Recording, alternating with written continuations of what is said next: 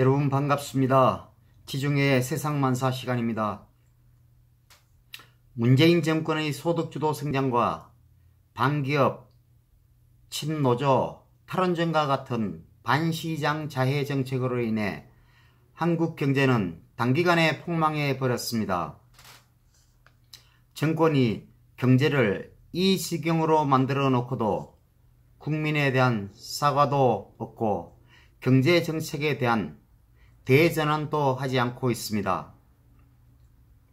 홍준표 전 대표는 오늘날 한국 경제가 완전히 망하는 것을 미리 예견하고 지난 지방선거에서 경제를 통째로 포기하시겠습니까? 라는 슬로건으로 지방선거를 치렀습니다.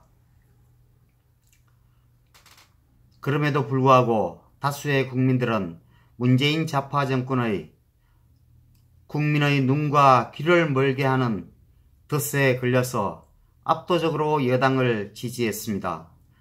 그 잘못된 선거 결과로 오늘날 모든 국민들이 고통과 절망 속에 빠져 있습니다. 문재인 정권의 지난 3년은 상식 밖의 경제 실험으로 나라를 완전히 망가뜨렸습니다. 문재인 정권 3년간 국가부채가 무려 100조 원이 늘어났습니다. 2019년 경제 성장률 또 2%라고 하지만 연말에 세금을 퍼부어 억지로 만든 숫자에 불과합니다. 요즘 코로나로 인해 전 세계가 신음하고 있지만 코로나와의 전쟁에서 한국은 어느 정도 일상을 유지할 수 있는 나라 중 하나가 됐습니다. 이것은 마스크를 거의 빠짐없이 챙겨 쓰고 있는 국민의 역할이 결정적이라는 것입니다.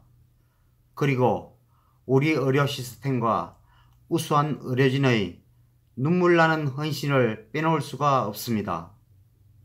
이런 노력들을 마치 정부가 대응을 잘한 것처럼 모든 좌파 언론에서는 연일 떠들고 있습니다. 이런 코로나 착시 현상이 유권자들에게 영향을 미친다면 정권의 운이 좋은 것입니다. 지금 우리가 정말로 물어야 할 것은 코로나 사태가 끝나면 경제가 성장하고 양질의 일자리가 늘어나고 자영업자와 소상공인들이 다시 희망을 품게 될 것이냐라는 질문입니다. 그렇지 못하다는 것이 한국 사회가 당면한 진짜 문제인 것입니다. 또한 정치적으로 보면 이 문재인 정권 최대 정치 사건은 울산 선거 공작이라고 할 수 있습니다. 경찰을 동원해 야당 후보 사무실을 덮치는 1960년대식 수법이었습니다. 희대의 파렴치 조국을 기어이 문재인은 법무부 장관에 임명하였고 선거 공작과 조국을 수사한 검찰을 인사학살했습니다. 공수처를 만든다고 선거법을 강제로 바꾸더니 선거를 코미디로 만들었습니다. 그렇게 만든 공수처의 1호 수사 대상이 윤석열 검찰총장이라고 합니다.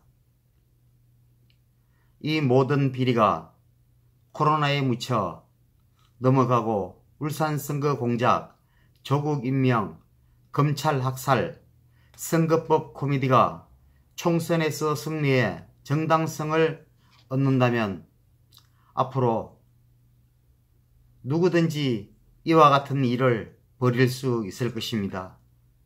이게 나라입니까? 선거 결과는 투표함을 열 때까지 아무도 모른다고 합니다. 하지만 지금 여당 내부에선 과반수를 넘어 180석 얘기까지 오고 가고 있다는 얘기가 들리고 있습니다. 이 예상이 실현된다면 그것은 코로나의 승리로 끝나지 않을 것입니다.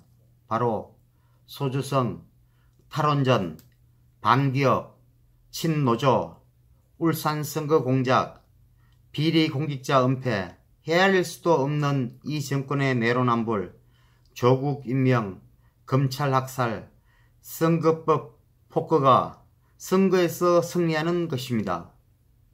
전통 우방들과의 궤도 이탈, 북한의 굴종, 중국의 안보 주권 양보가 승리하는 것이라고 할 수 있습니다. 국민들이 소주성, 탈원전, 조국, 선거 공작이 옳다고 생각해 그 길을 선택한다면 어쩔 수 없는 것입니다. 만약에 이들이 다수라면 나라가 망하는 길로 갈 수밖에 없습니다. 하지만 이렇게 나라가 망하도록 해서는 절대 안 될 것입니다. 지금 무너져가고 있는 대한민국을 살릴 수 있는 해안이 있는 지도자가 절실히 필요한 때입니다. 저는 그 지도자가 홍준표라고 생각합니다. 그의 투쟁력과 결단력 그리고 추진력이야말로 이 시대가 요구하는 지도자의 진정한 조건이라고 생각합니다. 좌파와 싸워 이길 수 있는 사람만이 수렁에 빠진 대한민국을 구할 수 있습니다. 강단 있고 투지가 넘치는 자유우파의 기수, 자유우파의 희망, 홍준표가 진정한 대한민국의 지도자라고 생각합니다. 오늘은 여기까지 말씀드리겠습니다. 감사합니다.